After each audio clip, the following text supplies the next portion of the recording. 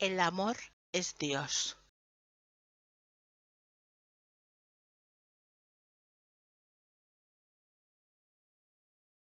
El amor no conquista todas las cosas, pero sí las pone en su debido lugar.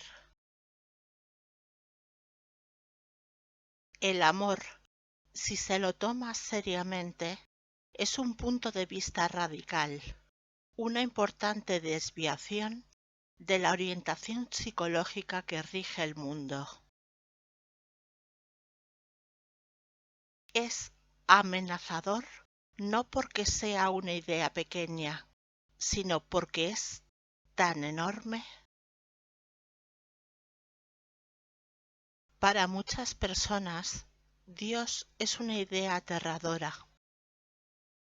Pedirle ayuda no parece un gran consuelo si pensamos que es algo externo a nosotros, o que es caprichoso, o que nos juzga.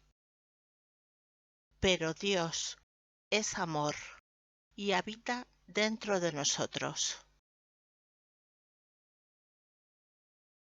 Fuimos creados a su imagen, lo que significa que somos extensiones de su amor, o hijos de Dios. El curso afirma que tenemos un problema de autoridad. Pensamos que somos los autores de Dios, en vez de darnos cuenta de que Él es nuestro autor. En vez de aceptar que somos los seres de amor que Él creó, hemos pensado con arrogancia que éramos capaces de crearnos a nosotros mismos y después crear a Dios. Nos hemos hecho un Dios a nuestra imagen. Como nosotros somos coléricos o juzgamos, le hemos proyectado a Él esas características. Pero Dios sigue siendo quien es y siempre será la energía, el pensamiento del amor incondicional.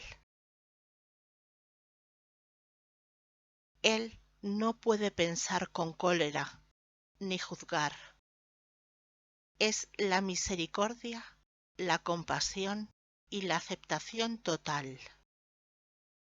Pero nos olvidamos de ello y después nos olvidamos de quiénes somos nosotros mismos. De repente empecé a darme cuenta de que tomarme el amor en serio significaría una transformación completa de mi pensamiento. Un curso de milagros se autodenomina un entrenamiento mental para renunciar a un sistema de pensamiento basado en el miedo y aceptar, en cambio, un sistema de pensamiento basado en el amor. Ahora, más de una década después de haber empezado a estudiar un curso de milagros, no puedo decir que mi mente sea un ejemplo de percepción sagrada. Ciertamente, no pretenderé que siempre consigo tener una visión desde el amor de todas las situaciones de mi vida, al menos no inmediatamente. Sin embargo, una cosa que tengo muy clara es que cuando lo consigo, mi vida funciona maravillosamente bien. Y en el caso contrario, las cosas se me atascan. Entregarse a Dios significa entregarse al amor. Esta es una visión muy difícil de alcanzar cuando se cree que la entrega es algo que se hace cuando se ha perdido la guerra. La entrega es pasiva y por ello pensamos que es una debilidad. Pero en un sentido espiritual, la pasividad es fortaleza. es la única manera de equilibrar nuestra agresividad. La agresividad no es mala. En muchos sentidos es nuestra creatividad. Pero la mente que está separada de Dios se olvida de consultar con el amor antes de salir al mundo. La función de la mente es tener la vivencia del amor, sin la cual no podemos actuar con sabiduría. Sin amor, nuestra actividad será histérica. Entregarse a Dios significa relajarse y amar, sin más. Al afirmar que el amor es nuestra prioridad en una situación, realizamos el poder de Dios.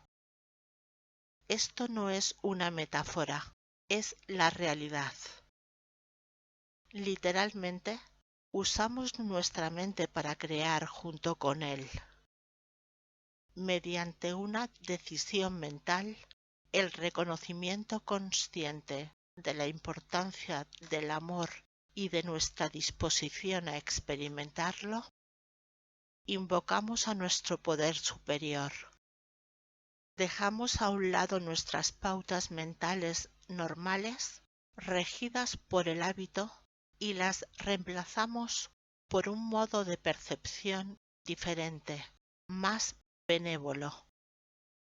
Eso es lo que significa dejar que un poder mayor que nosotros dirija nuestra vida.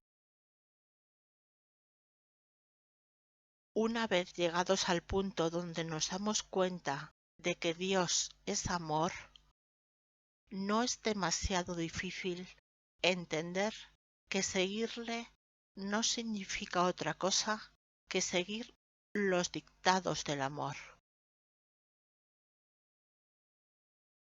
El obstáculo con que nos enfrentamos ahora es la cuestión de si es prudente o no seguir al amor. La pregunta ya no es ¿qué es Dios?, sino ¿qué es el amor? El amor es energía. Tal vez no lo podamos percibir con nuestros sentidos físicos, pero generalmente la gente puede decir cuándo lo siente y cuándo no. Son muy pocas las personas que sienten suficiente amor en su vida. El mundo se ha convertido en un lugar bastante falto de amor. Ni siquiera podemos imaginarnos un mundo donde todos nos amáramos siempre los unos a los otros. No habría guerras porque no nos pelearíamos. No habría hambre porque nos alimentaríamos los unos a los otros. No existiría el desastre ambiental porque nos amaríamos demasiado para destruirnos a nosotros mismos, a nuestros hijos y a nuestro planeta. No habría prejuicios, opresión ni violencia de ninguna clase. No habría dolor, solamente habría paz. La mayoría de nosotros somos personas violentas, no necesariamente en el sentido físico, sino en el emocional. Nos han educado en un mundo que no pone el amor por delante y donde el amor está ausente, se instala el miedo. El miedo es al amor lo que la oscuridad es a la luz. Es una ausencia terrible de aquello que necesitamos para sobrevivir. El miedo es la raíz de todo mal. Es el problema del mundo.